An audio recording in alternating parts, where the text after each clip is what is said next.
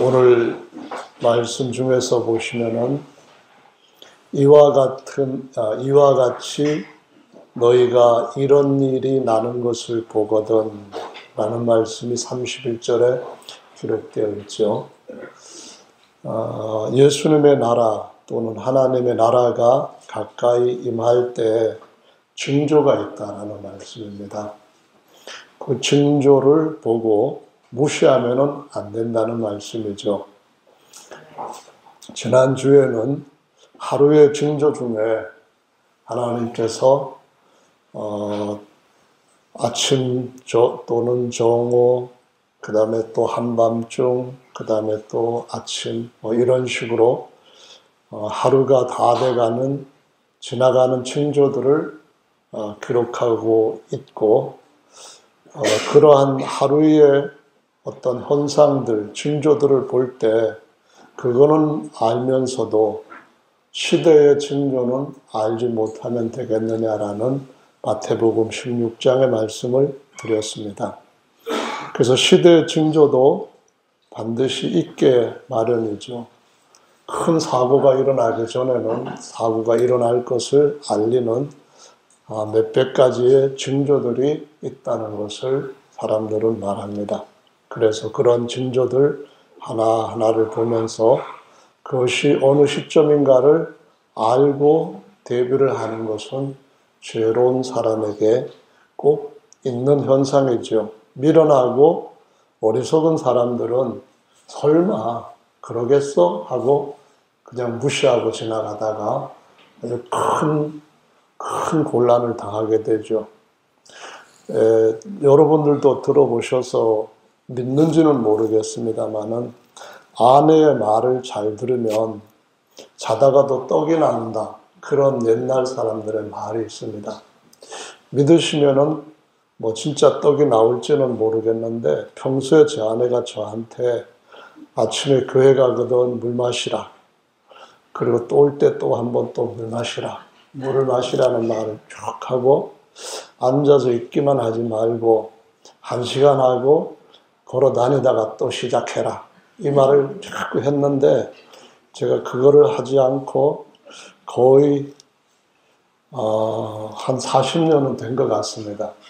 가만히 생각해 보면은 제가 한길교회 처음으로 부임해 갔을 때가 84년 10월 첫 주였습니다. 그래서 이번 2004년 10월 달에 올 때 이제 40주년이 됐구나 그런 생각을 했는데, 근데 그동안에 계속 성경 연구하고 또 글 쓴다고 해서 책상에 참 많이 앉아 있었습니다. 그런데도 하나님께서 건강을 지켜주셔가지고 병원에 뼈 부러지지 않거나 목에 그냥 큰 문제 생겨가지고 갑자기 생긴 일로 입원해 본 적은 있어도 병으로는 가본 적이 없었는데, 이번에 또 한 번 지난 수요일 날 아침 기도 시간에 왔다가 이 뒤에가 너무 아파가지고 네이버로 검색을 하려고 열었습니다.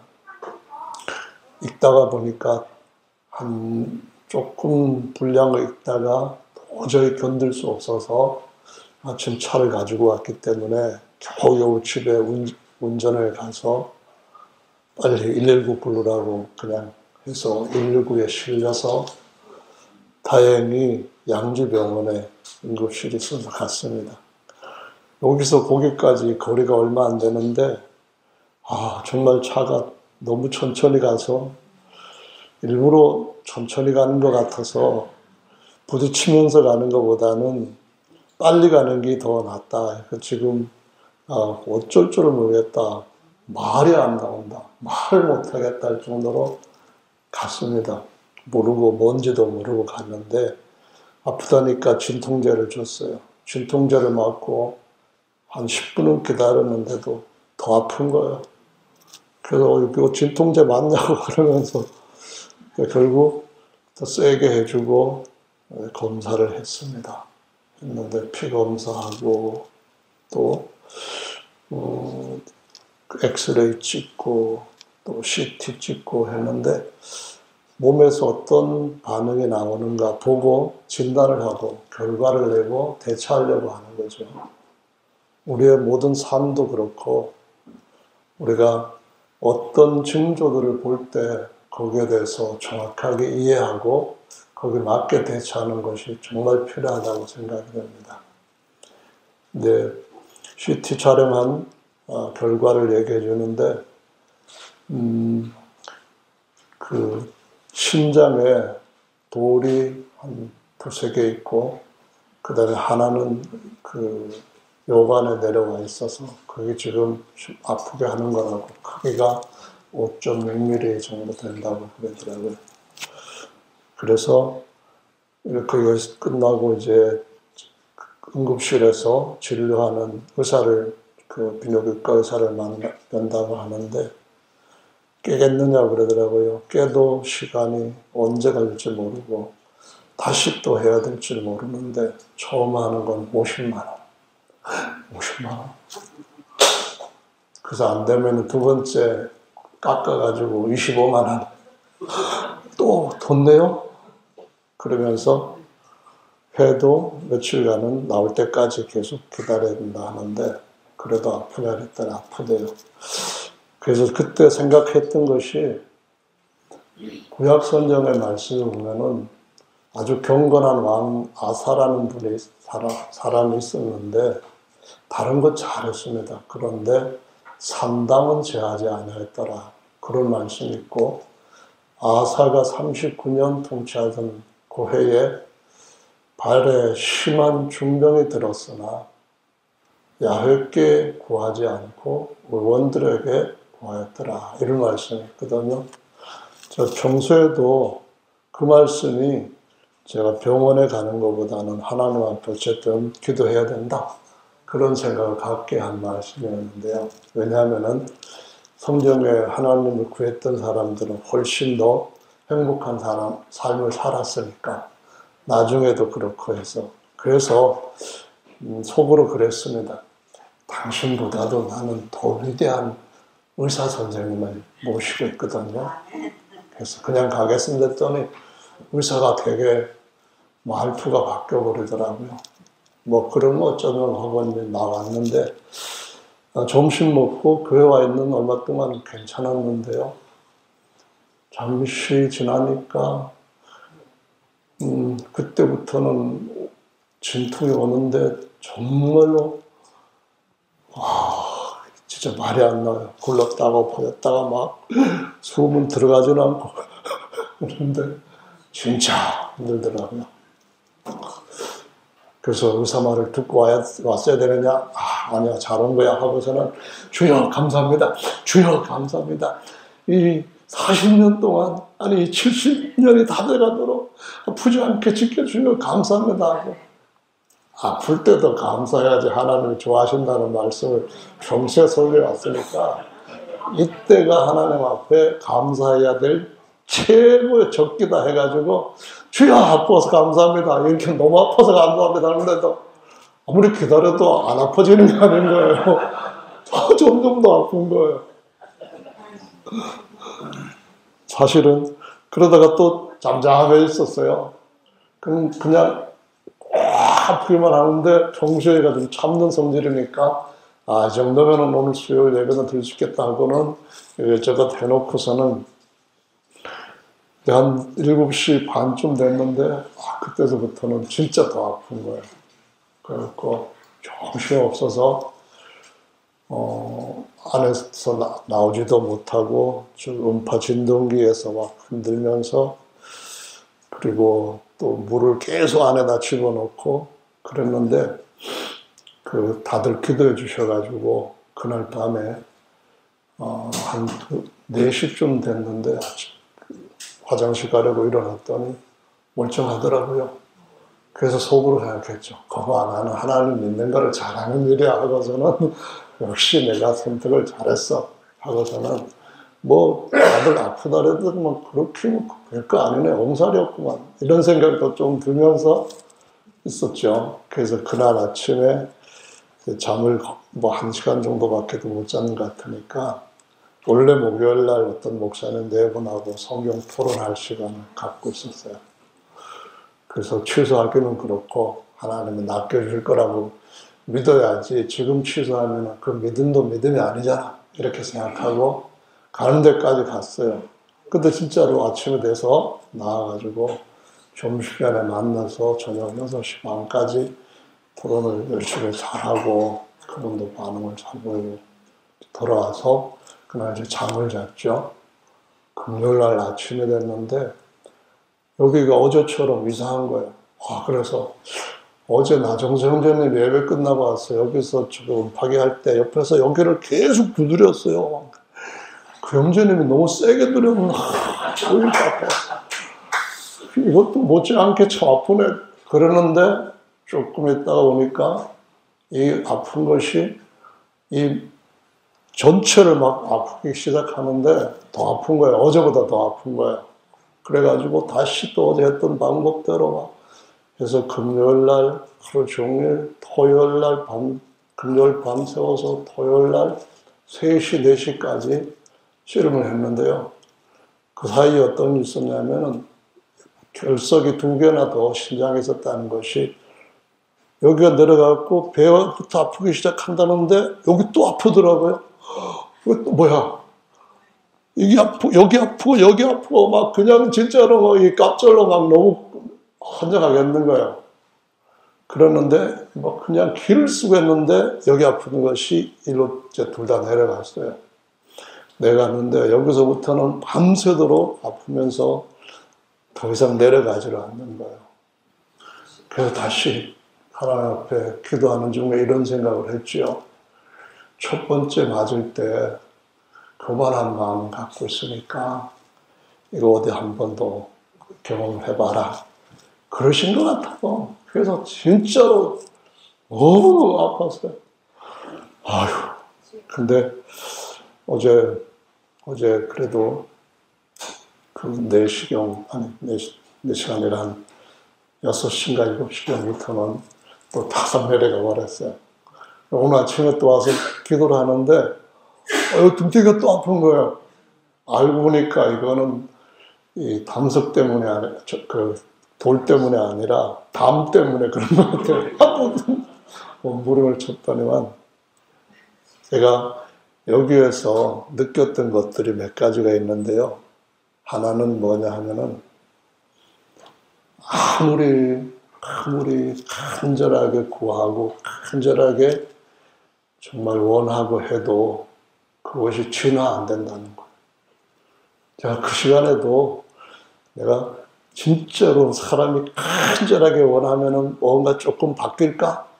진화에 대한 것들을 늘 생각을 해왔는데 제 경험으로는 또 아프면 아팠지 이 진화가 돼가지고 요관이 조금이라도 제가 원하는 대로 넓혀져서 5.7mm만 되면 쑥 빠질 거 아니에요. 근데 넓혀지는 것조차 안 된다는 거예요. 이게 진화는 고사하고 당대 자신한테도 아무리 진짜 필사적으로 구해도 바뀌어지진 않아요. 그런데 세상에서 하나님 없는 사람들은 그렇게 별로 그런 원함도 없는데 나무까지 올라탔다가 뛰어내리고 또 올랐다 뛰어내리고 그러면은 난리가 생기기 시작한다. 그래서 조류가 발생했다. 이런 소리를 한다는 말이죠. 그런 사람들한테는 제가 딱 한 가지 말하고 싶어요. 한번 요도 결석 걸려봐라. 그 가능한지 한번 실험, 한번 체험해보고 그런 사기치는 소리 하지 말아라. 그러고 싶어요. 제가 하도 아프고 나서 이제 괜찮았을 때 제 아내한테 물었어요. 선하나 할 때도 되게 아팠지 그랬더니 하는 말이 남 아플 때 건강한 사람은 아픈 사람의 심정을 모르거든. 내가 그때 얼마나 자기한테 대해갖고 배신감 느낀지 알아? 그러는 거야. 괜히 말을 해서 본전도 못 뺏었어.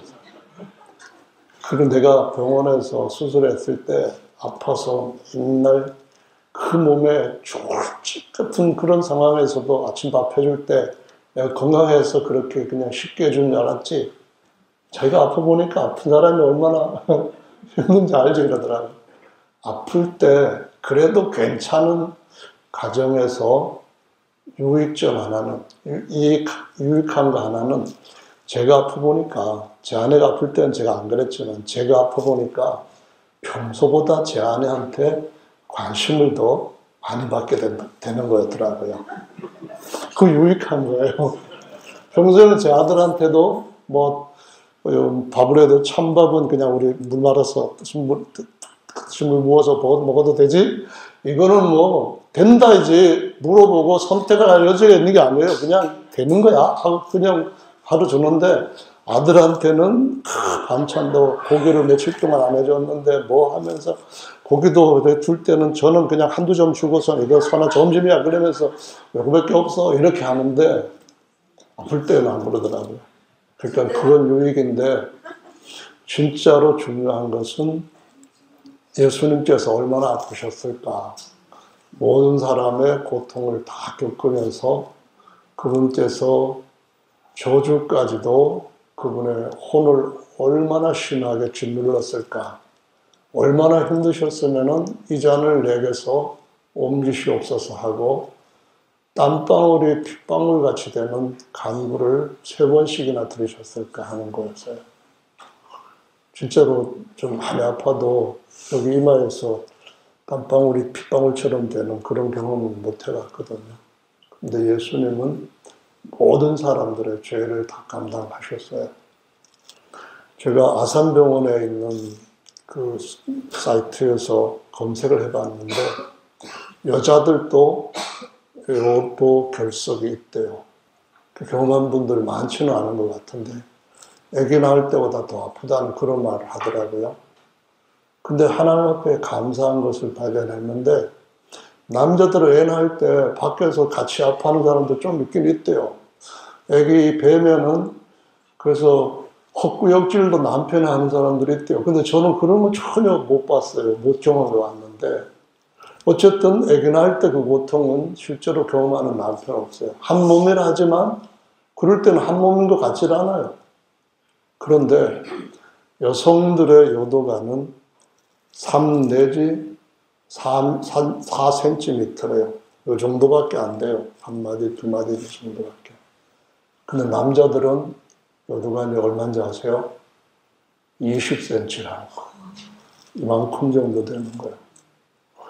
요 20cm 신장에서 나와서 여기 아프기 시작하다가 일로 와서 여기 아프기 시작하다가 방광 앞에 가서 이제 떨어질 때까지 아프기 시작하는데, 그때마다 느끼는 게 달라요.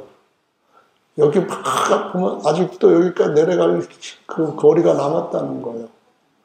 그러다가 요 밑에 와가지고 막 아프면 이제는 거의 됐다는데, 나종성주님이 자기도 10개 정도 지금까지 빼봤다 그러면서 거기서는 2시간 정도면 나갑니다. 근데 2시간이 뭐예요? 말도 안 되는 소리. 사람만 믿지 마세요. 사람마다 달라요.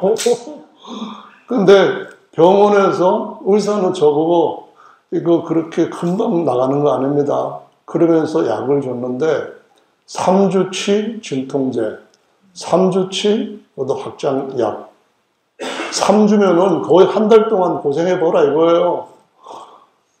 근데 20cm 가는 기간이 20년 십자가를 지고 가는 것보다 더 힘드는 것 같은 느낌이에요. 어쨌든 여기까지 오면은 이제는 빠져나갈 게 막 했는데 여기서 안 나가고 있으니까 더 힘들어요. 근데 어제는 서가지고 진동기에 올라서 갈 걸 막 그냥 여기를 갖다가 내려가라 예수 이름을 명하는 내려가라 이 돌아 몸에서 빠져나가 막 그랬는데 얼마 있다 보니까 온 전체가 하도 기를 써갖고 아프긴 한데 그 아픔은 사라진 거예요. 아침에 여기 사무실에 있는데 곽선희 전사님 녹화하고 들어오셨더니 괜찮으세요? 그러는 거예요. 괜찮은데요? 그랬더니요, 이상하네요. 그러는 거예요.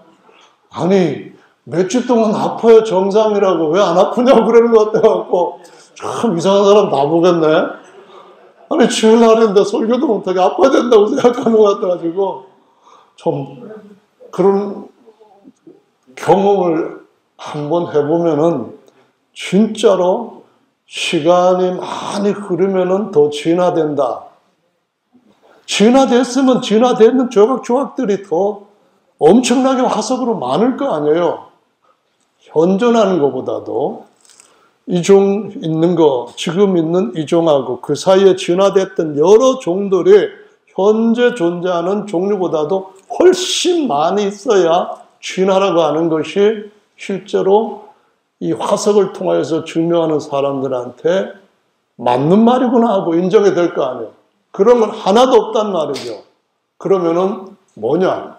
하나님을 믿어야 되는 줄로 믿습니다. 속으면 안 됩니다. 근데 지금은 세계 여러 나라에서 한 몇십 개국 정도 되는 나라에서는 차별금지법을 통과시켜가지고 사람들한테 그런 어떤 그 약자라든가 소수들에게도 인권을 보장해줘야 된다는 취지를 앞세워가지고 어떤 식으로까지 우리한테 영향을 끼치는 법들을 만드느냐 하면은 학교에서 유치원에 어릴 때부터 그 유치원 학생들한테 동성 성관계에 대한 걸 가르쳐요. 미국 같은 나라에서. 근데 그것을 하지 말라고 그 어떤 아이의 부모가 학교에다 진정을 내면은 그 법에 위배되었다고 해가지고 처벌을 받아요. 신학교에 동성으로 결혼을 해서 남자인데 여자라고 하는 그런 사람이 신학교 교수로 공개 모집해서 응시를 했는데 그 문제 때문에 안 된다. 그렇게 하면은 곧바로 그 문제에 대해서 법에다가 진정을 해요. 그러면은 당신은 벌금 얼마 물이고 다른 문제 없는 한은 이 사람을 교수로 채용하라. 그렇게 해요. 그럼 신학교 강단에서 그런 자기가 믿고 있는 잘못된 것들을 다 가르쳐도 제재할 수 있는 방법이 없어요. 학문의 자유이고 자기가 갖고 있는 신앙을 헌법에서 보장하기 때문에 해도 된다는 거예요. 못하게 하면 안 된다는 거예요. 거기다가 이제는 우리가 다른 종교에는 구원이 없다 하는 소리를 강단에서 설교할 때 그 문제를 실제로 그 차별금지법을 가지고 방귀를 들고 고발을 하면은 그러면은 그 설교를 못하게 됐어요. 그래서 길에서 전도도 못하게 돼 있는 것이 바로 차별금지법을 실제로 국회에서 결정을 하게 되면은 많은 부분에서 제재를 받게 된다는 것을 알아야 됩니다. 이것은 기독교 안에 일어나는 또 하나의 징조예요. 그래서 기독교 안에서도 이제는 교수들 중에 그런 것들을 찬성하고 투쟁하는 사람들이 있어요. 그러다 보니까 우리가 살고 있는 이 시기가 어떤 시기인가 하는 것을 알고 그러면 이 세대가 예수님 오실 때에 일어날 여러 가지 징조들을 기록해 놓으시고 미리 예고하신 것과 어떠한 관계를 갖고 있는가를 살펴보는 것이 예수님의 재림을 준비하는 성도들에게 있어서는 해야 될 일이라는 말씀입니다. 그래서 오늘 본문 말씀에 보면은 무화과 나무와 모든 나무를 보라. 이 비유를 깨달아서 알아라는 말씀을 하시는데 이 비유가 뭘 얘기하는 걸까? 이걸 알아야 된다는 거예요. 무화과 나무? 그렇지 뭐 여기서 쭉쭉 넘어가면 거기 무화과 나무 하나 있는데 작년에는 무화과 달리더니 올해는 안 달렸네. 날이 더워서 그런가? 뭐 그런 기후 변화가 있나? 뭐 이런 정도만 아는 것하고 이것이 예수님의 재림하고 어떤 역사적 사건과 연결되어 있는가 하는 것을 아는 것하고는 다른 거거든요. 그러니까 여기 아프다고 해갖고 전부 다 요로 결석은 아닌 거예요. 담은 어디에 나올 수도 있는 거고, 하지만은 요로 결석의 징조는 따로 있어요. 웬만하면 사람들이 다 할 수 있는 거예요. 하나님 나라가 언제 올 것인가 대해서 아는 것은 하나님의 말씀을 살펴보는 사람들이라면은 웬만하면은 다 아는 거예요. 그래서 준비해야 된다고 하는 것을 하나님께서 계속해서 말씀하시고 있는데, 하나님의 사람들이라 할지라도 모르는 때가 있어요. 그 아프던 것, 첫날 빠져나갔을 때요. 하도 못 모르니까 나중에는 지쳐가지고 누워있는데 깜빡 잠이 들었어요. 5시 반 안 돼서 화장실 가려고 눈을 떴는데, 다른 때는 걸을 때 이렇게 안 돼갖고 막 엄청 아팠거든요. 일어났는데, 안 아프지? 이상하네? 이런 데는 뻔하게만 하는데, 여기 그 아프던 건 안 아프네? 왜 그렇지? 그래서 막, 화장실 막 이래 갔는데도 괜찮은 거예요. 졸고 있을 때는 이게 빠져나가는데도 몰라요. 잠들어 있을 때는 주님이 오시는 것에 대해서 아무리 징조가 코앞에 왔어도 모르는 거예요. 마찬가지로 예수님의 재림이 가까이 다가오고 있고, 골든타임이 지나가서 더 이상은 기회가 다시 오지 않는 그 시점에 이르러서도 언젠가 큰일 났다, 진짜네, 주님 오시는 것이 확실해졌네, 그래서 준비하려고 하면은 준비할 수 없는 그 시점에도 사람들이 영적으로 잠들어 있으면 모른다는 거예요. 열처녀 비유에서 다 졸며 잘세 신랑이로다, 밤중에 이르기를 신랑이로다 맞이하러 나오라 그랬을 때 조는 사람들은 준비되어 있었어요. 기름이 있으니까 들고 나가는데, 그 주님 맞이할 수 있을 만큼 요거 가능한 기름 양인가 하는데 맞이할 수 있었던 거예요. 그런데 잠들어서 아예 없는, 준비를 아예 할 수 없는, 준비를 해야 될 사람들은 우리 좀 나눠줘 나눌까? 우리도 쓰기에 부족해. 우리도 우리 믿음 지키기에 참 너무 힘든 때인데 어떻게 나 외에 당신한테까지 내 믿음 지키는 성령의 기름을 나눠줄 수 있겠느냐? 차라리 하나님 앞에 당신 가서 기도해라. 차라리 예수님이 한량없이 기름 부어주시는 분을 하니까 예수님한테 네가 기도해라. 그러나 주님께서 문 딱 여시는 그때에는 주시간 클로즈 된 줄 믿으시기 바랍니다. 주시간 끝났습니다. 이제 기름 안 팝니다. 이와 같은 비유는 우리가 다니다가 주유소에 불 꺼져 있을 때 거기 가지고 막 문 두드리고, 지금 같으면 자동 주유가 되죠.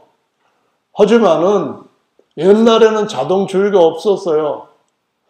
2000년 전에 예수님께서 우리한테 모든 백성, 모든 족속, 모든 혈육한테, 육체에게 성령의 기름 부으심, 주유를 하신다고 했어요. 그때도 자동 주유는 없어요. 그때도 주님 앞에 간절히 그를 구하는 자에게 성령을 부어주신다고 했어요. 근데 어두워진 이 마지막 때는 그에 못지않게 간절히 구하는 자에게 주시는 것이고, 내가 가서 임으로 오늘은 만땅을 넣어야겠다.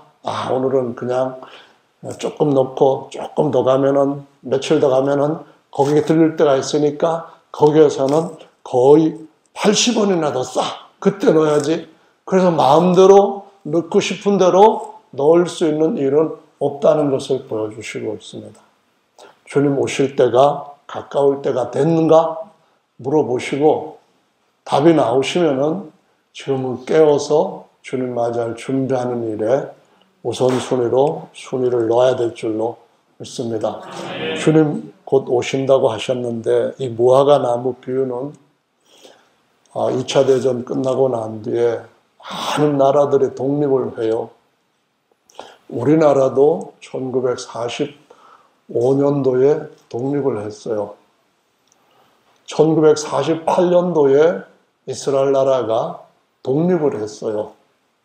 각 나라마다 나라를 상징하는 나무가 있어요. 무궁화 무궁화 우리나라 꽃. 그 말은 대한민국의 나무는 꽃나무인데 샤론의 꽃이라고 성경 나와 있는 무궁화인 거예요. 그래서 대통령 거기에다 보면은 그거 문양 들어가 있죠. 그러면은 우리나라 독립이 우리한테는 중요하지만은 하나님을 믿고 하나님 나라를 사모하는 사람들한테는 무궁화가 중요한 것이 아니라 무화과가 중요한 거예요. 무화과는 꽃이 없어요. 무화과는 말 그대로 없을 무자 꽃화자를 썼어요. 그 안에 그냥 꽃 없이 과실이 달리니까 정말 특이한 거예요. 이 나무는 이스라엘 나라가 가지고 있는 특징을 보여주고 있어요. 이 나무는 사실상은 인류가 처음에 어떻게 해서 범죄에 떨어지고 그 범죄를 인간적으로 같이 자신의 문제를 해결하기 위해서 첫 번째 시도를 했는 것과 직결되어 있는 거예요. 무화과 나무 잎사귀는 원래 아열대성 나무는 넓어요.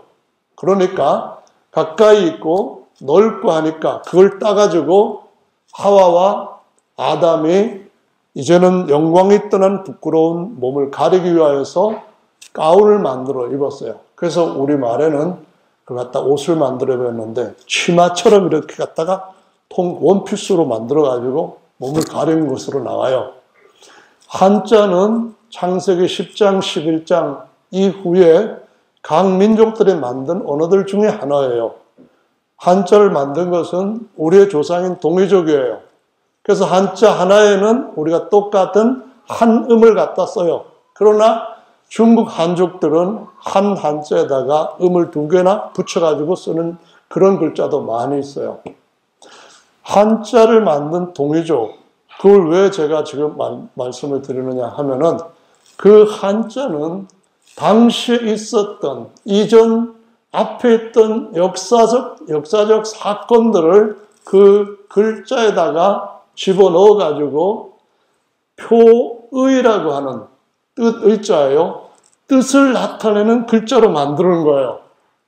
뜻을 나타내는 문자로 만들었기 때문에 글자 하나를 딱 봐도 여기에 무슨 뜻이 들어있구나 하는 것이 나타나요.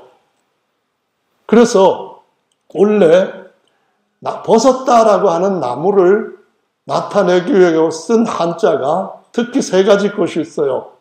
몸, 사람인 변에다가 과일, 과목할 때에 과자를 붙여요. 오두자 옆에다가 과자를 붙여요. 그리고 몸신자 옆에다가 과자를 붙여요. 이런 과자를 붙인 것이 전부 다 뜻이 뭔가 하면은 골라 벗었다 그런 뜻으로 쓰이는 거예요. 다 벗었다는 말이 그 글자에서 나타나는데 하나만 아니고 3군데도 다 나타나는 건 무슨 뜻이에요?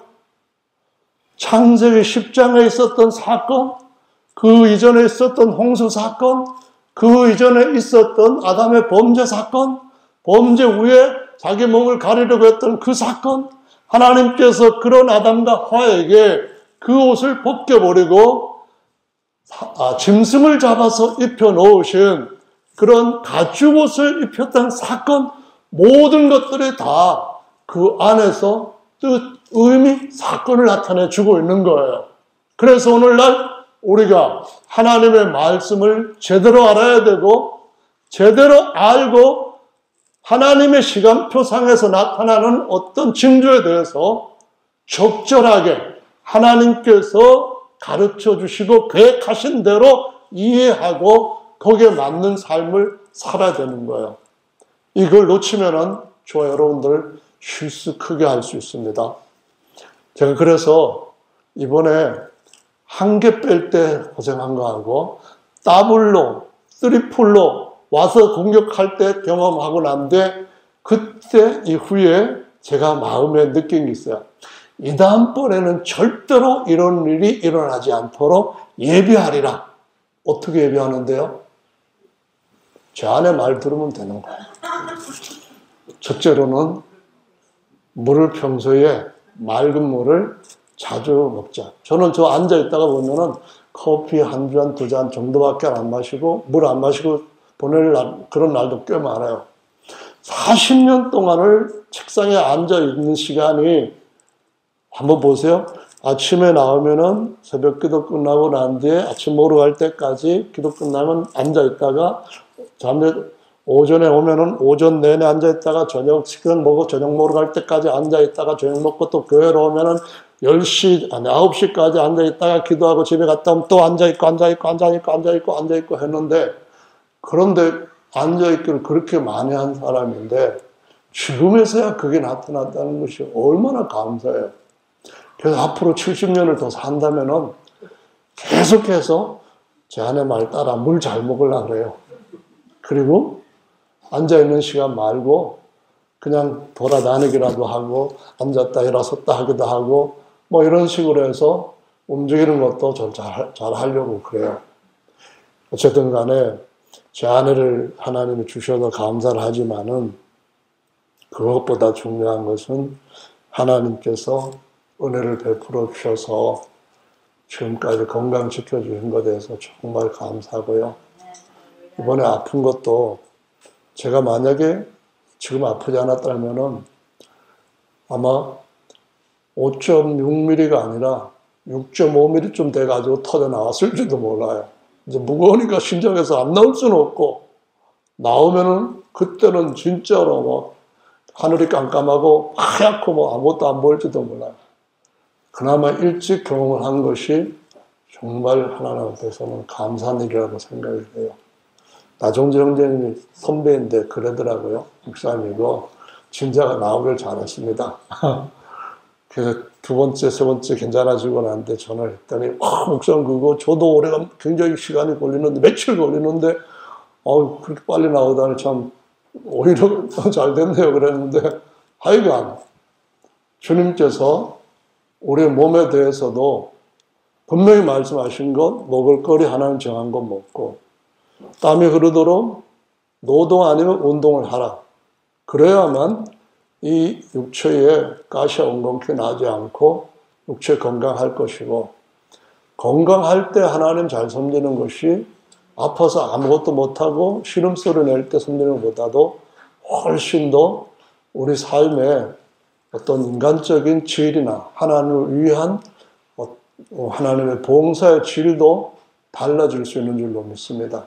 그래서 저와 여러분들이 인간적인 것을 떠나서 사람들이 하나님을 떠난 상태에서 추구하고 그리고 주장하는 것을 떠나서 하나님 말씀을 더 잘 따를 수 있는 은혜가 있기를 예수님의 이름으로 축원합니다. 지난 시간에 장학사 얘기를 했잖아요. 그냥 웃기만 하려고 했던 건 아니고요. 지구는 축이 23.5도 정도 기울어져 있잖아요. 언제 기울어졌을까요?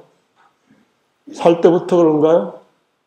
아니면 하나님이 창조하실 때부터 그런 건가요? 성경 말씀은 분명하게 물층이 가리고 있었다고 말씀하셔요. 궁창 위에 물이 있었다고 했거든요. 그 위에는 쏟아졌어요. 궁창 위에 물을 만드신 날은 하나님이 좋았다라고 하신 말씀을 하질 않으셨어요. 땅에서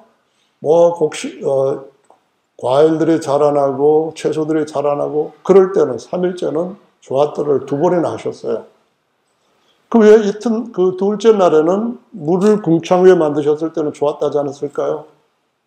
그 상태가 계속 사람들이 아담의 모형이라고 하는 입장이 그 원형이었던 예수 그리스도와 같은 형상으로 변케되는 데까지 범죄 하나 들어간다면은 그 물층은 사람들한테 오랫동안 평안하게 잘 살 수 있게 하나님이 주시는 혜택을 누릴 수가 있었을 거예요.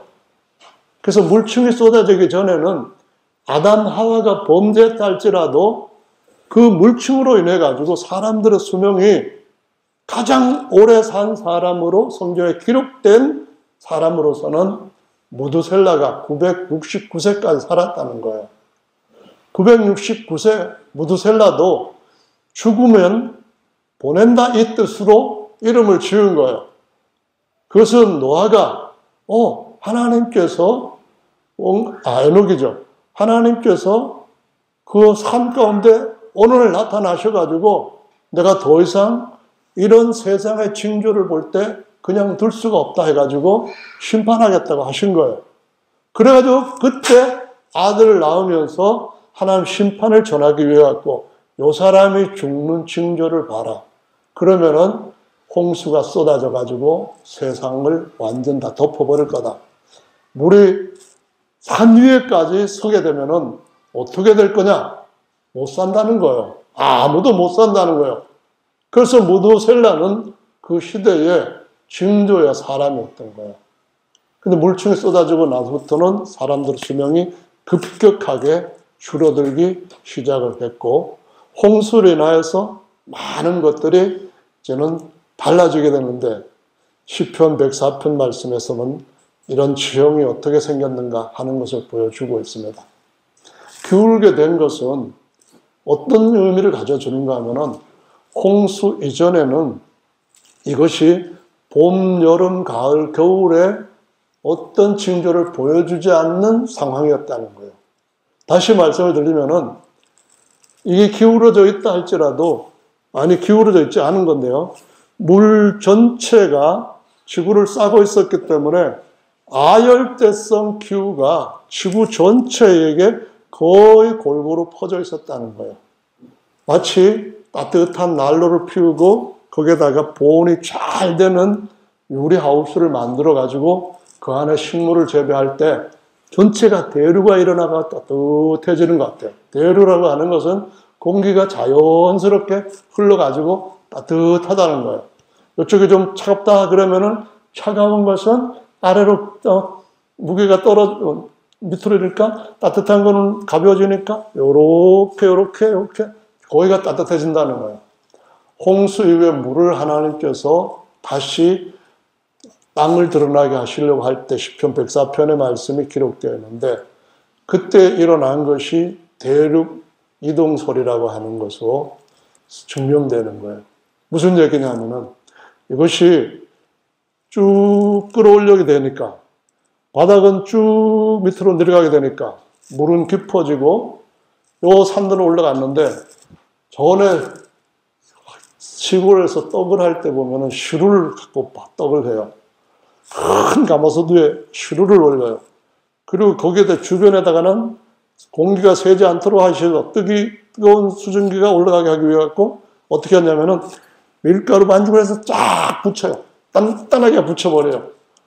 그리고 시루떡을 할 때 그냥 쌀로만 착착착착 쌓아 올려놓으면은 그러면은 이걸 위에까지 이만큼 두꺼운 시루떡 찔 수가 없어요. 그러니까 사이사이에다가 통하게 하기 위해서 팥고물을 갖다가 쫙쫙 뿌려놓으면은 여기 어느 정도씩 움직이기 때문에 그 위에까지 쪄져요. 그리고 위에도 뚜껑 올려가지고 꽉 닫아놓고 하고서 찌게 되는데요.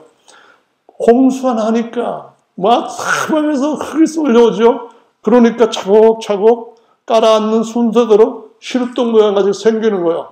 하나님께서 그때 어딘가 불을 세게 탁 떼시니까 쭉 올라가는 데가 있고 쭉 올라가는 데가 있고 올라가다가 어떤 부분은 표현이 약하니까 퍽 터지고 그러는 거죠. 그래서 터진 것이 뭐냐면은 후지산도 터지고 백두산도 터지고 한라산도 터지고 푹푹푹 터져 있는 거예요. 그래서 올라간 거 그 높은 8,000m 고지에 있는 산들도 가보면은 시루떡 같은 이러한 단층이 아니라 이걸 갖다가 퇴적층들이 쭉 보여주는 것을 알 수 있어요. 물이 넘쳐났고 다시 이렇게 차곡차곡 퇴적물이 쌓여서 굳어져 버렸다 하는 것을 보여주는 증거이고 언젠가는 저 높은 곳에서도 하나님께서 물에 덮여 있었던 때가 있었다는 것을 보여주는 증거가 바로 그런 것이라는 거죠. 홍수가 나서부터는 창세기 8장 말씀에 이 말씀이 있어요. 하나님께서 8장 21절부터 보면은 야훼께서 노아의 제단에 죄물을 흠양하시고 내가 다시는 사람의 죄로 인하여서 땅을 저주하지 않을 것이다. 그러면서 22절에 보면은 땅이 있을 동안에 심음과 거둠과 추위와 더위와 여름과 겨울과 낮과 밤이 쉬지 아니하리라 이 말씀하셔요. 다시 말씀을 드리면은 물충이 탁 쌓이는 동안에는 봄, 여름, 가을, 겨울 그게 구별이 없어요. 없는데 홍수가 터지고 나서 하나님께서 사람들이 다시 살게 하는 땅이 나오게 하시고부터는 뭐가 되냐면은 봄, 여름, 가을, 겨울이 생기는 거예요. 심는 때가 있고 거두는 가을이 오는 거예요. 이제는 차이가 나는데 봄, 여름, 가을, 겨울은 어떻게 되는가요? 지구축이 이렇게 똑바로 서 있다고 한다면은 뺑뺑뺑뺑 돌고 태양이 여기서 비춘다고 할 때 여기는 그냥 지글지글지글 끓게 되는 거예요. 여기는 그냥 바닥바닥하게 그냥 완전히 극한 지방이 되는 거예요. 근데 여기 쭉 했으면은 이렇게 도는 거 따라가지고 우리 같은 데는 봄, 여름, 가을, 겨울이 정확하게 나타나는 모습을 보여주고 있는데 왜 이 말씀을 드리냐 하면은 성경은 큰 사건이라 할지라도 지어낸 얘기가 없어요. 신화가 아니에요. 큰 사건일수록 하나님의 말씀이 정말 이루어졌던 징조가 있고 그 속에 하나님께서 확실하게 틀림없이 일한다고 하는 메시지가 있다고 하는 것을 보여주고 있는 줄로 믿으시기를 바랍니다. 정말 주님이 곧 오실 거예요. 그런데 오늘날 얼마나 많은 기상이변으로 문제가 일어납니까? 바람이 일어나는 세 가지 징조가 있어요. 첫째로는 뭐냐면은 노아 홍수가 있기 전에는 대류가 일어나지만은 이렇게 큰 바람이 일어나질 않았어요. 시원할 정도로만 부는 거예요. 근데 지금은 어떻습니까? 완전 세계 전역에서 초토화가 일어나는 거예요. 태풍이 한 해만 해도 몇 개씩 일어나지를 않는가? 중국이나 아니면은 미국 같은 나라에서 엄청난 회오리 바람이 일어나가지고 집 전체를 날려버리지 않냐? 그냥 자동차가 날개도 없는데 하늘을 날아다녀요. 이런 바람이 왜 일어나는가요? 공기의 기압 때문에 일어나는데 이 기압의 차이가 언제 등장을 하는가 하면은 그때 성경 말씀에서 이 말씀을 하십니다. 바람이 불기 시작하면서 물이 점점점 줄기 시작했다라고 바람이 처음으로 등장합니다. 그럼 이 바람이 뭘까요? 원래 히브리어는 바람이 루아우예요. 바람이 루아우라고 하는 말은 그때 처음으로 바람이라고 번역을 하면서 하나님은 바람이시고 아니죠. 하나님은 영이십니다. 하나님은 영이시고 하나님께서 모든 것들에게 루아우를 부어넣었어요. 사람들한테, 모든 사람들한테. 그래서 사람은 생명이 되었다라고 말씀을 하셔요. 근데 천사들도 영이라고 말씀하시면서 그것들은 영이라 이 말씀하거든요. 처음에 바람이 일어나는 자연적 징조는 이것은 공기의 압력에 따라서 달라지는 거죠. 거의 따뜻하면 이런 강한 바람은 일어나질 않는데 날씨가 급변하게 되면서부터 바다의 수온이라든가 육지의 지온이라든가 이런 것들에 의해 가지고 일어나는 공기의 압력차가 생겨요. 욥기 말씀에 보면은 욥이 어떤 말을 하는가 하면 하나님께서 바람의 경중을 정하시고라는 말씀이 있어요.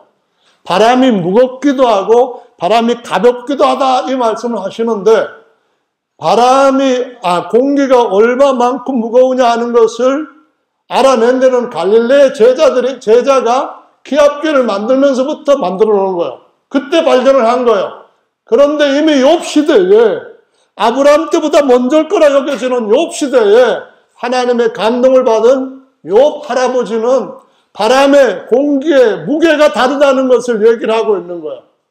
그러니까 하나님의 말씀을 따르는 것은 우리한테 지혜를 먼저 얻게 되는 것이죠. 그렇기 때문에 하나님의 말씀을 따르는 것은 장차 올 일에 대해서 우리가 몰라도 그 말씀 듣고 따르면은 된다는 것을 의미하는 거잖아요. 그래서 바람의 무게가 달라지니까 예를 들어서 한국에서는 날이 뜨겁긴 했지만 기압이 다른 데보다도 더 고기압이었대요. 고기압이라는 말은 다른 지역보다도 높은, 더 기압이 세다 그 말이에요. 예를 들어서 윤우가 자전거에 바람 넣는 걸 좋아하거든요. 펌프가 좀 목사님 거기 바람 넣어도요 그러는데 칙 찌그러져 있는데 팍팍팍팍 집어넣으면은 이런 것들이 탁탁탁탁 나오잖아요. 좀 팽팽해야 돼요. 그럼 바깥보다도 튜브 안에 있는 공기압은 엄청 높아지는 거거든요. 보통 손으로 눌러도 안 들어갈 정도로 단단해지는 거거든요.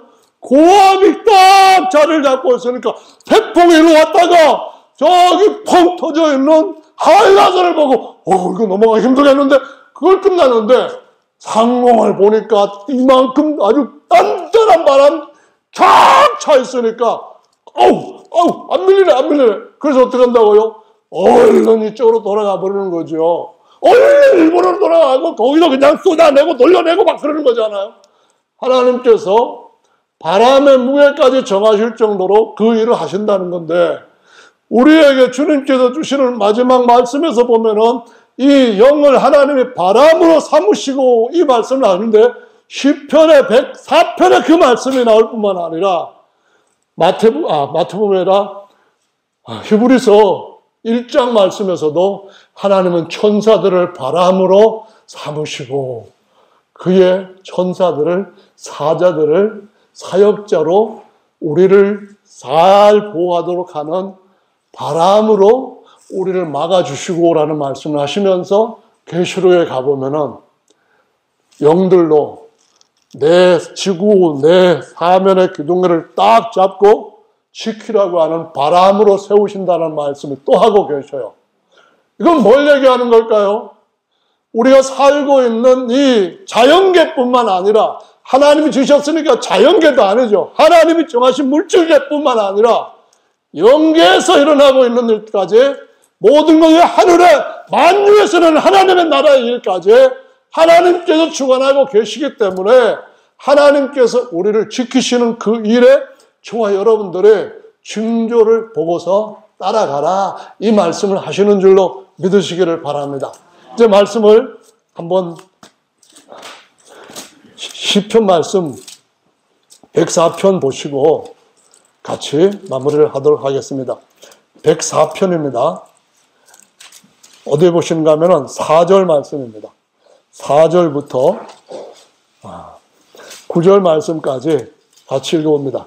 시작. 바람으로 자기 사자를 삼으시며 화염으로 자기 사역자를 삼으시며 땅에 기초를 두사 영원히 요동치 않게 하셨나이다. 옷으로 덮음같이 땅을 바다로 덮으시며 물이 산들 위에 섰더니 주의 견책을 인하여 도망하며 주의 우레소리를 인하여 빨리 가서 주의 정하신 처소에 이르렀고 산은 오르고 골짜기는 내려갔나이다. 주께서 물의 경계를 정하여 넘치지 못하게 하시며 다시 돌아와 땅을 덮지 못하게 하셨나이다. 아멘. 거기에 4절 말씀에 영으로 자기 사자를 삼으시며 다시 말하면은 루아우로 자기의 종을 삼아 일꾼으로 삼아 부역자로 사역자로 삼으시며 화염으로 자기 사역자를 삼으시며 바람이란 말이 루아우인 거예요. 다시 말하면은 홍수와 연결해가지고 하나님께서 바람이 어떤 역할을 하는지 자연계 바람이라든가 영계 속의 바람이 어떤 역할을 할 것인지를 보여주시고 있는 말씀이에요. 이 말씀을 어디서 인용했는가 하면은 시편 8편 말씀을 인용하기 전에 히브리서 말씀에서 1장에 아까 말씀드렸던 거예요. 1장의 말씀으로 가서 한번 찾아보도록 하시겠습니다. 여러분 성경에 기록되어 있는 말씀이 어떤 의미를 가지고 기록되어 있는지를 주의 깊게 살피시는가요? 한번 보시겠습니다. 어디를 보시는가 하면은 1장 5절 말씀을 보겠습니다. 아니 1장 5절이 아니라 1장 7절 말씀을 보겠습니다. 시작. 또 천사들에 관하여는 그의 천사들을 바람으로 그의 사역자들을 불꽃으로 삼으시느라 하셨으니 아들에 관하여는 하나님이여 주의 보좌가 영영하며 주의 나라의 홀은 공평한 홀이니다 이 말씀하셨는데요. 시편 104편에는 땅에 있는 이 올라간 산, 꺼져 있는 골짜기, 이 말씀하시면서 그것을 보존할 것이다 라고 말씀하셨는데, 오늘 누가복음 본문 말씀에서 말씀하신 것처럼 그것이 어느 시점까지는 그렇게 될 것이지만, 하나님의 계획이 더 가까이 이루어지는 때가 올 때에는 어떤 것들은 사라져버리고 진동치 못할 나라를 우리에게 주시기 위해서 진동할 것들은 진동시킨다는 말씀을 하시고 있습니다. 그래서 이 히브리서 1장 10절 말씀을 보시면은 10절 읽어보겠습니다. 또 주여 태초에 주께서 땅에 기초를 두셨으며 하늘도 주의 손으로 지으신 바라. 그것들은 멸망할 것이나 오직 주는 영존할 것이요 그것들은 다 옷과 같이 낡아지리니 의복처럼 갈아입을 것이요 그것들은 옷과 같이 변할 것이나 주는 여전하여 연대가 다함이 없으리라 하였으나 14절 읽어봅니다. 시작. 모든 천사들은 우리는 영으로서 원어들 훈사들을 위하여 섬지라고 보내심이 아니냐라고 말씀합니다. 아멘. 하나님은 우리를 지키시는 바람으로 그 천사들 사역자로 일시키는 그런 존재로 우리 곁에 보내시고 마지막 때도 그의 성도들을 눈동자같이 지켜주실 줄로 믿으시기 바랍니다. 졸지 않으면 돼요. 하나님 앞에서 깨어서 그분의 얼굴을 구하면 돼요. 어떤 상해든지 간에 그분 앞에 진실하기를 구하면 돼요. 어떤 문제가 있으면 자신을 돌아보고 주여 저에게 주님 앞에 버려야 될 허물된 것이 무엇이 있습니까? 주님 앞에 진지하게 구하면 돼요. 주님께서 다시 오시는 그날에 주께서 우리를 천사를 통하여서 지켜준다면 다른 거 걱정할 필요 없어요. 걱정할 만한 어떤 염려를 가지실 필요가 없어요. 천사 하나를 불구덩이 갖다가 집어넣었어요. 그 이전에 느부갓네살이 다니엘의 세 친구들 갖다가 엄청나게 뜨거운 불구덩이에 집어넣었어요. 어떻게 되었습니까? 섬기는 천사 하나가 불모 안에 들어왔을 때에 다니엘의 세 친구들도 그 안에 있는 동안에는 그 엄청난 뜨거운 기운이 손도 대지 못했는 줄로 믿으시기를 바랍니다. 어떻게 그런 일이 가능하냐? 역사에서 그 사람들이 살아나가지고 그 뒤에는 더 존귀하게 되었잖아요. 그게 성경 믿을 만하냐? 다른 자료들도 자꾸 찾아보니까 그 시대에 다니엘이 기록한 것과 다니엘의 행적들이 같이 나타나니까 다른 거는 못 믿어도 이거 역사적인 고고학적인 자료들을 믿을 수 있겠다는데, 그럼 우리는 이거 믿어요? 아니면은 고학 자료보다도 성경을 더 믿어요? 하나님 말씀은 세세토록 있는 줄로 믿으시 바랍니다. 천지는 없어져도 그분의 말씀은 영원토록 있는 줄로 믿으시기 바랍니다. 천지가 이제 어떻게 피곤함을 이기지 못해서 떨고 있습니다. 중국의 산사성, 그 어마어마한 댐, 세계적으로 최고로 큰 댐입니다. 전기 만들기가 됐는데 엄청나게 반대가 일어났는데도 불구하고 건축을 했습니다. 2006년도 했는데 그 이후에 그 지역에서 큰 지진이 10개 이상 거기 나타나기 시작했습니다. 지구의 축이 2cm 정도 나사에서 옮겨졌다고 얘기할 정도로 물 전체가 아니라 우리나라에 있는 강의 2배가 되는 물이 한 군데에 이렇게 모여있다고 생각해 보십시오. 지구가 도는 데에 그 영향을 받아가지고 지축이 2cm 정도 나사에서 얘기한 여기가 그것이 바뀌어졌다는 겁니다. 그러면 지구 전체에 물이 산 꼭대기까지 덮었을 때에 기울어질 수밖에 없는 줄 아시기 바랍니다. 봄, 여름, 가을, 겨울 그때 이후에 생겨났다는 것을 믿을 수밖에 없는 줄로 믿으시기 바랍니다. 한 해의 징조가 있고 한 해뿐만 아니라 하루의 징조가 있는 것처럼 하루 징조뿐만 아니라 낮에 밤의 징조가 있는 것처럼 시대의 징조를 보시고 저와 여러분들은 깨어나야만 됩니다. 말씀을 갖고 사시기 바랍니다. 사람이 떡으로만 사는 것이 아니라라고 말씀합니다. 어떤 사람들은 맞아요. 물도 있어야죠. 그거 아니죠. 떡이란 말 중에는 제율법이라고 하는 것이 먹을거리 다 포함한 거잖아요. 펜이 칼보다 강하다 할 때 진짜 펜하고 칼하고 싸우면 펜이 이기나요? 칼이 이기지? 펜은 그냥 그 펜만 얘기하는 거 아니잖아요. 거기서 나온 사상과 이론과 어떤 것의 정의를 알려주는 분명한 잣대가 펜을 통해서 나오는 것이 칼로 갚하는 것을 언제든지 이길 수 있다고 하는 것을 보여주는 것처럼 하나님의 말씀은 가장 강력한 칼인 줄로 믿으시기 바랍니다. 하나님의 말씀이야말로 우리의 영혼육 전체가 먹고 영원히 살게 하는 참된 떡인 줄로 믿으시길 바랍니다. 저와 여러분들 승리합시다.